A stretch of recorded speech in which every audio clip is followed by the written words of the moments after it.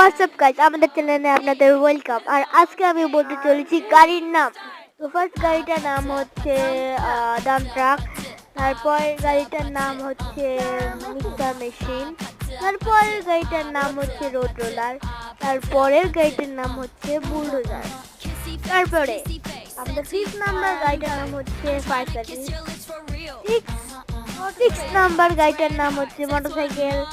তারপরে যেটা গাড়ি সেটা হচ্ছে পুলিশ কার, তারপরে আছে পুলিশ বাস, এবং তারপরে আছে পুলিশ হেলিকপ্টার, বা আপনারা আর্মি হেলিকপ্টার বলতে পারেন, জানেন আমি পুলিশ হেলিকপ্টার বলি।